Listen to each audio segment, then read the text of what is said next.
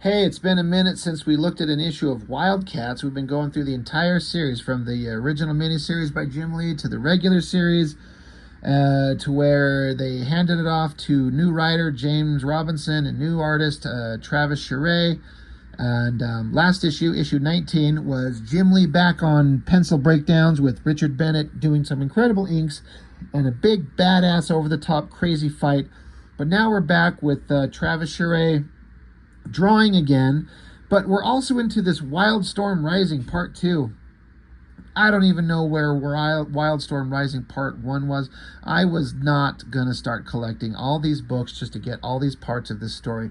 At this point in my comic reading career or whatever, I started to kind of realize, like, they do all these multi-title crossovers to get you to pick them all up, and I was not interested. Like, I got to be interested in the book and the art and the characters for me to pick it up. And I don't care if it's some part of some big story. I'm not picking up Wildstorm Rising anything. So fuck that, fuck them, fuck you. But I was into Travis Charest. This Wildstorm Rising, they got Barry Windsor Smith to do, I think, all the covers to all the parts. He might have drawn some books. I'm not really sure. I like Barry Windsor Smith as much as anybody else, and he definitely has like an interesting kind of figure drawing and his line work and everything that he does. It's definitely interesting. In this image here, it says, it implies Jim Lee did the inks. Let me bring that up close there. It says Barry Windsor Smith and Jim Lee. So, I guess what I'm trying to get at is, again, I like Barry Windsor Smith as much as anybody. When his heart and soul is into it, one of the best artists out there. I don't think he gives a piss about Wildcats. But I bet it was a good payday, and his name carried some weight. So, you get this. I mean, it's a good face, and the lighting is dramatic, and the intensity on the expression is good. But I was here for Travis Charest. And Travis Charest is in relatively top form, with the exception he's pulling a Rob Liefeld almost better than Liefeld, meaning he is not drawing any backgrounds, like almost anywhere. There's a panel here or there where he does do backgrounds, but you know, it looked like it was apparent to me that Charest was starting to realize, I don't know if he knew or he didn't know, but he was trying his best, or he thought that he could make the deadlines. And I just don't think that was the case. Now, I'm a person, I will happily wait longer in between issues to let the artist do the best job he can do. Yes, I'm a selfish bitch, and I want these comics every month. But I don't want every month getting an issue where the artist is not able to put his best foot forward, or he only does 2 or 3 or 4 pages in the book, and then it's handed off to some lesser artist who's a lot faster. I'm interested in the art, and I want the best thing that they can do, and Charest was amazing to me at this time. And the lack of backgrounds, I mean, I don't think I even noticed it when I first read this back in 1994 or 95, I think it is. I was 18 years old, graduating high school. I wasn't noticing no backgrounds, really. I was just enamored by the crazy figure work. And again, that's kind of like what Liefeld does. He'll draw big, dynamic action pages that kind of get you lost in the fight and no backgrounds at all. So, you know, if I'm kind of a hypocrite when I piss and moan about Liefeld not doing it, but why do I let Charest get away with it? Well, it's because Travis Charest is 1,000 times better an artist, in my opinion. The story, you know, there's Maul was kidnapped and lost, and they had to go find him because he was replaced by there's a doppelganger taking his place on the team. But then the team had to go fight all these bad guys, and the ultimate goal was to find this guy Hightower.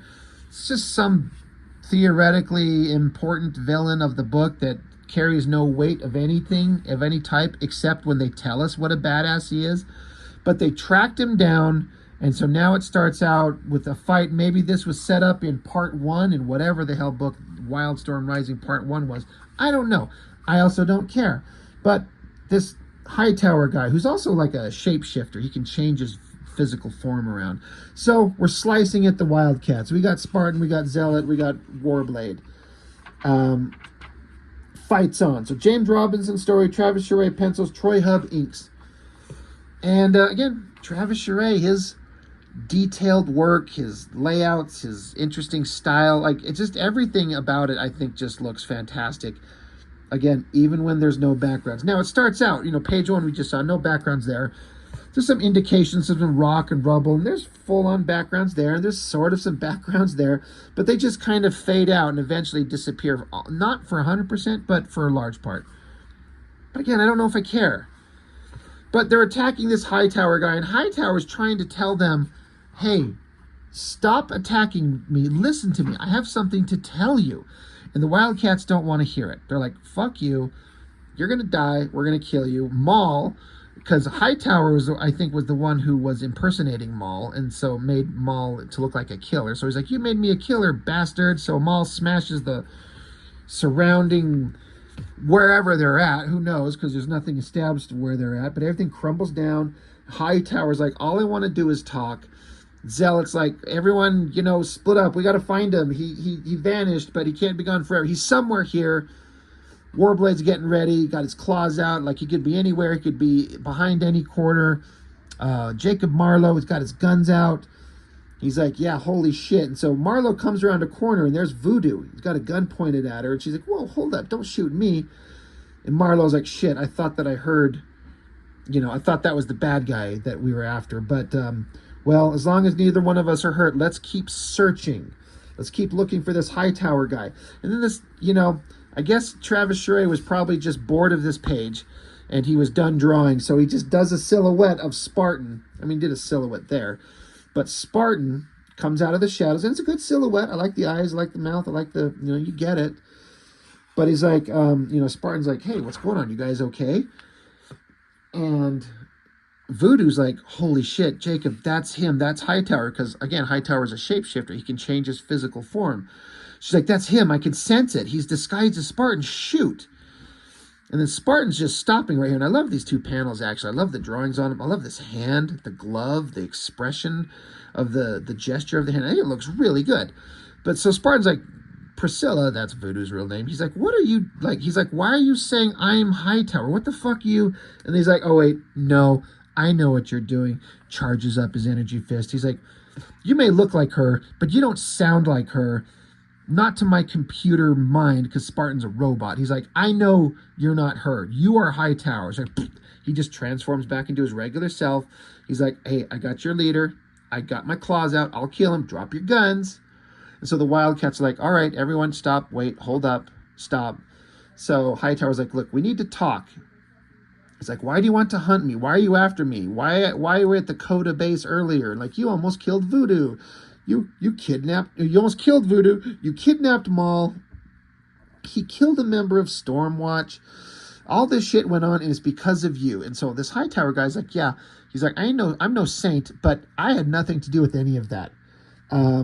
He's like, I heard that this was all going on, and I knew you guys would be coming after me, but it's not me. It's this other bad guy. His name's Defile. And he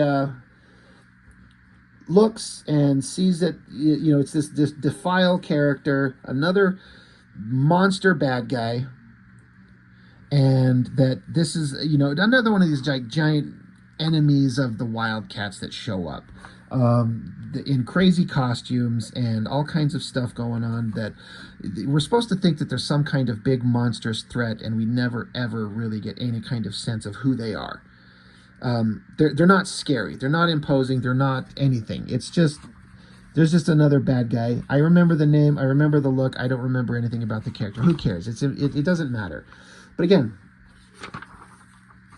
backgrounds, nothing going on. But basically they talk back and forth. This other guy's doing this terrible thing.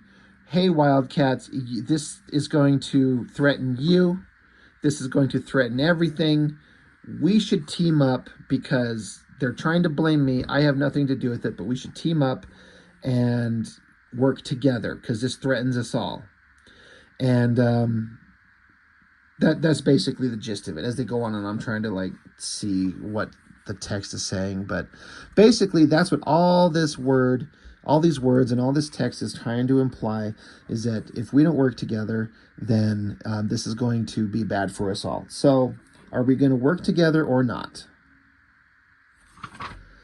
So Jacob Marlowe takes a couple of panels. He's like, okay, yes, we're going to work together, but we've all had a bunch of big fights. We need to stop. We need to recover. We need to put ourselves together and, gather our strength. And then we're going to go on the hunt. And Grifter is not having this. He's like, no fucking way. This is crazy. What are we doing? And so Marlowe's telling him, look, this is not the time. This is time to chill out. Like, this is no time for your attitude, Grifter. And Grifter, he's like, I'll tell you what this isn't the time for. This isn't the time for siding with an enemy, an alien enemy, one who would enslave this planet if he could. And it just so happens all he wants to do is get off Earth, and we're going to help him? And Marlowe's trying to explain to him, like, look, you're right, but we're trying to look at a bigger picture. There's something bigger going on. This is kind of more important. So we have to join up with him because this is what's in our best interest right now. So you need to be cool. You need to chill out. And Grifter's like, fuck you. The way he strung me up and tortured me recently, the way he killed one of my best friends recently. And, Grifter's not having it. And Marlowe's like, dude, this is my decision. There's no debate. My decision is final. And so Marlowe continues, I'd remember, if I were you, I'd start remembering who gives the orders. You want to get bounced off the team? You then, if you don't want to get bounced off the team, you'll start doing what I say. And Grifter is just like, bounced off the team? So he just slaps the shit out of Marlowe. He says, let's see how you bounce, shorty. And the entire team's like, oh my God. Like, what the fuck are you doing? And this is some characterization that I actually really liked for Grifter. He's kind of a nobody. They're all kind of nobodies, but he's kind of got the most characterization in a way, sometimes, somehow. But I like this. He's not going to stand here while they get joined up with one of their biggest enemies. And he says here, I forget sometimes, it's not just the Damonites that are the aliens. All of you have some off-world blood in you. All of you, including his hot ex-girlfriend. He says, aliens and half-breeds. Maybe I misjudged the lot of you. Oh, and if you hadn't guessed, I quit. So I like that Grifter's like, every one of these characters on the Wildcats, except Grifter himself, are all either aliens or have alien DNA blood something in them. Grifter's the only human amongst them all, and he's, in that kind of sense, he's the only one that's fighting for Earth because it's his actual home on a more pure level. He's kind of overreacting, but that's the drama of comics. I like how Zealot is kind of looking sad and kind of, frustrated at the situation. So I like this moment, I like that. I mean, it's not like the first time we've seen a member of a superhero team have a problem with the leader and march off. But, I like that he's like, you're all a bunch of aliens and I'm sick of all of you. So speaking of things we're kind of sick of, now we got to flip it over on its side. So we get introduced to these characters that I think we're not introduced, but for I think the first time since they were in the original, I'm trying to remember the last time we saw these. I remember when we met them, it was in those issues where Chris Claremont wrote Wildcats for 3 or 4 issues. This guy and this girl, this is Zealot's sister. This is just some brainy scientist guy. I don't know. I don't give a fuck what they're talking about. It's part of the story that's unfolding. Blah, blah, blah. I don't care. But, so now we're getting off into these secondary characters where, again, I'm here for the artwork, but the story, who cares what's going on? Other secondary characters connecting with some people from Stormwatch, talking back and forth about all the bad things that are going to go on. But then these bad guys show up, the mercs, they call them. And I barely remember who the hell these guys were. Just another group of generic loser bad guys. Couple girls, couple guys. They show up, knock everyone on their asses. One of these guys has got like some big club thing to beat the shit out of people. Who cares? So we cut back. Some time has passed, and Grifter says $5 room, $2 bottle, all I need for now. So he's just kind of lost in thought. He's pissed off. So he's smoking a joint, drinking some booze, and probably jerking off thinking about his girlfriend, his ex-girlfriend, and about what life is here, and how he got strung up by Hightower and was almost killed, and death blow from the original series. Maybe that's what issue 1 of Wildstorm Rising was. Maybe it was in death blow. But he's just sitting around in a drunken, smoking stupor, and he's like, he's going to go try and solve the problems on his own. He's like, I don't need the Wildcats. I can do this on my own. Back with the stupid bad guys and Zealot's sister, Savant, and the scientist guy. They're getting the shit beat out of them. They're trying to beat some information out of him. But then there's a tap on big, stupid, strong bad guy's shoulder. Oh, and look, it's Majestic, who's supposed to be powerful like Superman. It's also like a shortcut to draw this character and just take his body in silhouette. But Charest makes it look good somehow. And then I don't know what these backgrounds are supposed to be. What is this? It looks like a stairwell. Like, it's like Travis Charest, he doesn't know what he's doing. All right, I'm sorry. He does know what he's doing, but he doesn't have the time to do it. So no backgrounds, but the guy's strung up by some wires, and then I don't know what this little inset stairwell is supposed to be and how it fits in with the rest of it. But goddamn, is that figure drawing of Majestic awesome. He just beats the shit out of all these guys. The guy gets a stupid stick and it starts glowing. He's like, oh, worthy foe, at last. So he shoots a little laser from his stick. It misses while Majestic is beating the shit out of some woman's face over here. But now he gets shot in the back, and now he's mad, goes charging at him. The bad guys charge into him. So they're just fighting, punch, fight.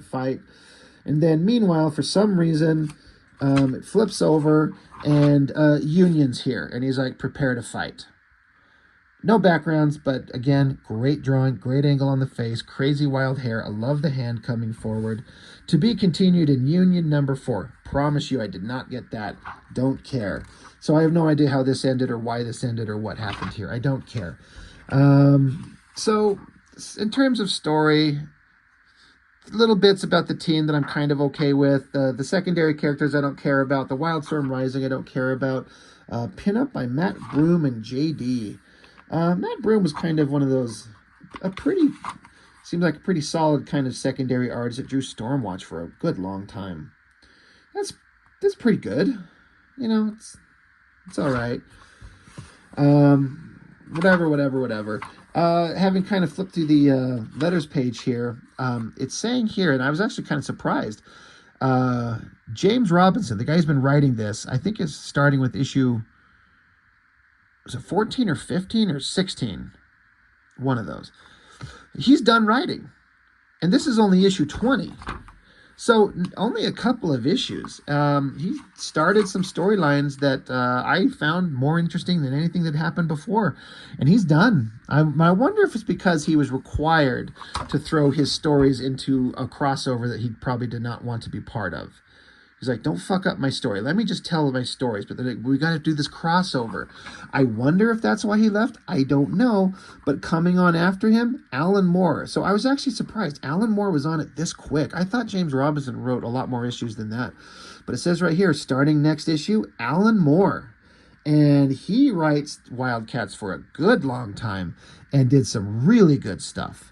So there's some fun stuff on the way. I'm sure Alan Moore jumping into the middle of a crossover. He's like, all right, I'm gonna write your stupid crossover, but I'm gonna write the best Wildcats issues, but you're gonna issue payment $10,000 per script or whatever the fuck it probably is. So overall, not a great issue of Wildcats just because it's in the middle of a crossover, and who cares? I hate these things. It's never going to be anything that's very memorable. But Travis Charest, his artwork, even missing backgrounds, is pretty damn interesting, and I like it. So that's it. We'll get on to issue 21 soon enough and see what Alan Moore's like when he takes over. But I definitely know that Alan Moore wrote some really good stuff. It's very worthwhile stuff. So yeah, Wildcats became very interesting under his control.